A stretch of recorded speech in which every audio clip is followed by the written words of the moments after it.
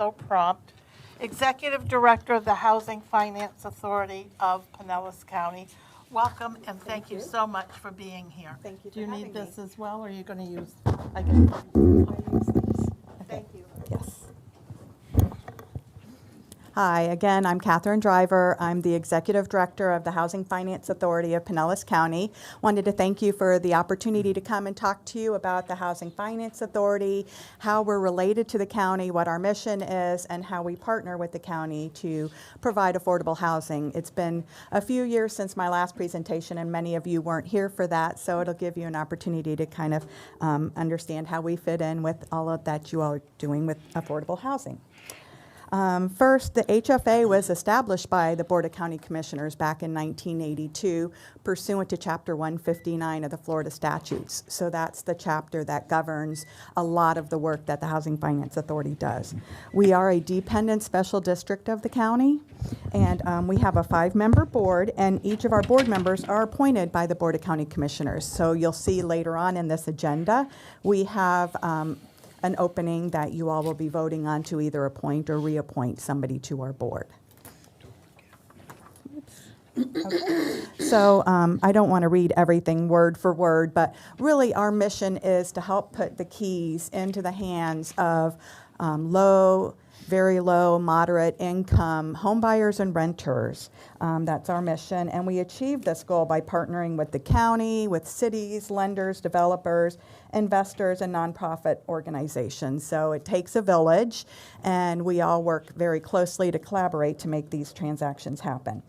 These activities help folks start on their economic independence and ability to become stable and put down roots. So we're very excited about that. The HFA is staffed by 3 full-time employees. Our office is now located out in the Carillon area. We just moved there recently in October. So if you're in the area, always feel free to stop by and see us. We have an open door policy. The HFA does not receive any operating funds from the county, from your general funds, nor do we receive any local, state, or federal source of funding. We are fully self-funded, and that self-funding comes from various revenues that are generated from single-family bond issues, multifamily bond issues, ongoing issuer fees from these prior bond issues, and interest income from various investments.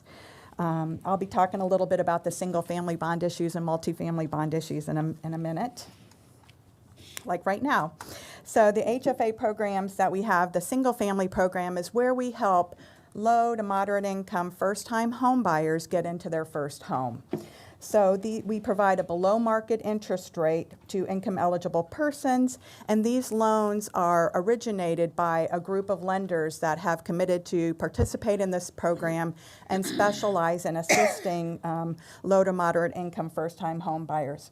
We also provide down payment and closing cost assistance in conjunction with our first mortgages.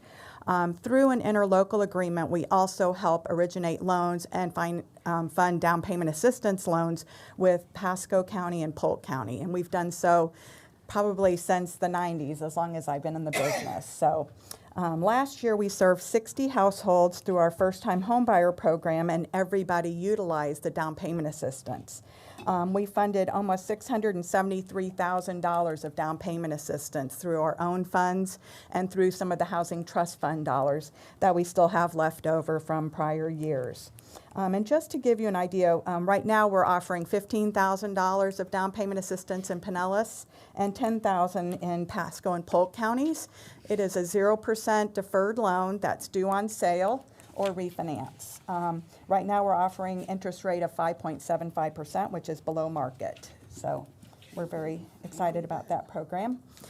In December, we issued a bond issue. So frequently you'll be seeing us coming before you with TEFRA approvals, and one you did recently was for our single family program, so that we can issue tranches of bonds from time to time.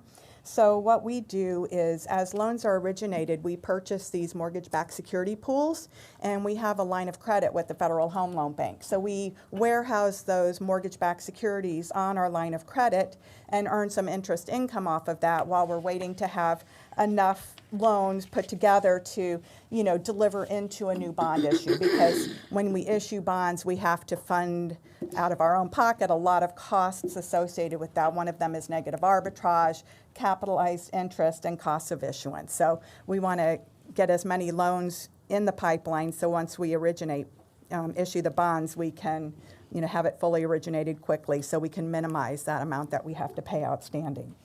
And this slide tells you a little bit about what the bond proceeds are used for. We do a lot of times issue a premium PAC bond, which also helps to defray some of those costs. And this is the first time that we've utilized a guaranteed investment contract. Those used to be popular back in the late 2000s until the market meltdown. So they're starting to make a comeback, and that helps get you a little bit of extra investment income. So for 2023, we're going to continue to keep funding first mortgages, providing the down payment assistance, and working with the cities and counties that offer down payment assistance programs to couple them with our program so that we can do everything we can to help folks. As home prices are rising, they need more and more assistance to get into these homes when they're at 50 or 60% of the area median income. Okay. I'm going to talk to you a little bit about our multifamily program. We have the unique ability to issue long-term mortgage revenue bonds for help financing of multifamily developments, whether they're acquisition rehab projects or new construction. And in exchange for this low interest rate financing, developers will agree to set aside units, as affordable to rent to income eligible households. You probably have heard of 4% or 9% tax credits. Our bonds are paired with the 4% tax credits, low-income housing tax credits, or sometimes you'll hear LIHTC. And so because developers want to maximize the amount of tax credits they get in conjunction with our financing, they typically will set aside 100% of the units for folks at or below 60% of the area median income. So in 2022, the HFA issued 3 of our multifamily housing revenue bond issues for the acquisition and rehab or new construction of 376 units of affordable housing.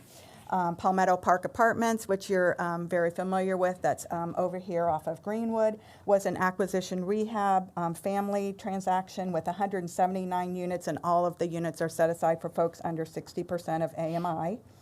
Clear Bay Terrace and its sister project, which we just closed this year, which is known as Creekside Manor. Those 2 were acquisition rehab transactions that we did with the National Group of Volunteers of America, and that's for seniors.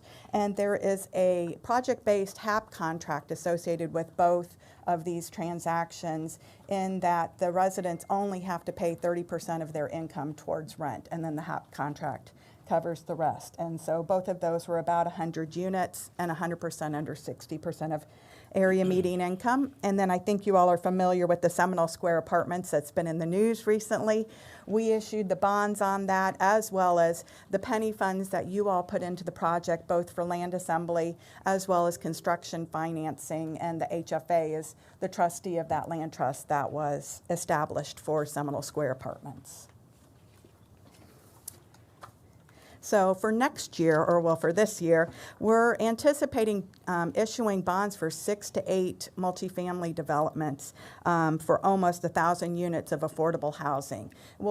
Some will be acquisition rehab. We have one that's up in Tarpon Springs that came before you a month or 2 ago for their TEFRA approval, 304 units in Tarpon Springs. So we're very excited about that, as is the city of Tarpon Springs.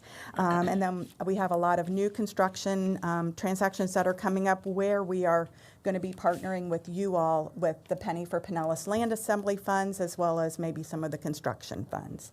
And then one of the developments would be with the city of St. Petersburg and their land assembly fund monies that they're putting towards affordable housing. So just wanted to show you all the partners that we work with. On our bond issues, we have a lot of attorneys, we have bond underwriters, we have a bond trustee. Everybody has their own counsel, so there are a lot of eyes looking at all of our multifamily developments to make sure that they are being done in accordance and appropriately, and we don't ever go forward with issuing bonds until we see a final credit underwriting report that's done by an independent third party who really scours and scrubs these transactions to make sure that they will ultimately cash flow and not have any issues in the future. We also work with the local participating jurisdictions, as I said earlier. As you've seen, when your staff comes to you about affordable housing, there's a great need for many, many resources to come into these transactions to make them work and come to fruition. So we all work very closely together. We talk on the phone all the time. We meet in person to see who has what money and who can bring what to the table and make sure that it all makes sense as well. I wanted to also talk specifically about our partnership with the county. As you know, we have an interlocal agreement with the county, and it's been a long-standing interlocal agreement. It's been amended from time to time, but through that interlocal agreement, the HFA helps to administer the community housing program that is Pinellas County's, and that program consists of the Community Housing Trust Fund, which was funded with general fund dollars back in the late 2000s, and we provide you with an annual report every year on how those funds have been used. There's no new funding that's come forward, and pretty much all the funds that we, the county, and the other participating jurisdictions have is program income, but we're still able to still do some meaningful work with the funds that we have from the Housing Trust Fund. And then we also help with the Affordable Housing Land Assembly Fund, acting as trustee of your land trusts and purchasing the property on your behalf, making sure there's clear title, we've got all the surveys, we have all of that work done. So we do that on your behalf for all of these land acquisitions. We also have a similar interlocal agreement that we entered into a couple years ago with the City of St. Petersburg to administer their land assembly fund. They looked to what you had done and didn't want to reinvent the wheel, so we applaud them for that, and we have acquired one property so far under their Penny for Pinellas program. The other thing I wanted to highlight was land trusts, where the HFA is trustee. I have spoken to many national groups about your land trust. There is a lot of interest. You all are very trailblazing in what you're doing with the penny funds and utilizing land trusts to keep land affordable in perpetuity. So I just want you to know that, you know, not just locally and on a statewide basis, but folks across the nation are constantly asking me about the land trust, how does it work, and wanting to replicate what you have. So just to kind of give you an idea of the land trusts that we administer as the Housing Finance Authority, we have an NSP, National Stabilization Neighborhood Stabilization Program, a HUD program funded single-family land trust that has 79 total properties, 59 homes and 57 homes and 22 vacant lots.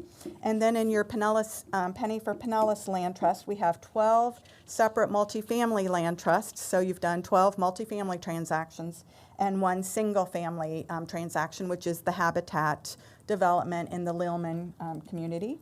And then in the City of St. Petersburg, we have the one land trust so far with them. In 2022, we purchased 2 properties, the Shores and Skyway Lofts. And we're getting ready to close on Whispering Pines very soon, and I know that staff is looking to bring you a few more coming up really soon. So we really anticipate a very busy 2023 for the Penny program and all the other funds that community development administers, whether it's SHIP or HOME or CDBG. So all of those funding sources, you know, can be used for affordable housing. So just to summarize, you know, I consider the Housing Finance Authority a unique partner to the county because all of our programs seem to dovetail well together and complement each other, such as the single family, you know, the down payment assistance. On the multifamily, we can provide that upfront construction and long-term financing through our mortgage revenue bonds that can then be supplemented by some of the other financing that you all provide, and then administering your land trusts. That's keeping all of these properties affordable forever. And I think that we're really well positioned to continue our partnership, and I really look forward to it. And I thank you for the opportunity to partner with you. And I'm glad that we're semi-related and as a special district of the county. So that concludes my presentation. And if there's any questions or if you think of anything afterwards, just email me or, like I said, stop by if you're in the area, and I'll be happy to answer anything. Thank you so much. You're welcome. Kathleen. Kathleen, any questions or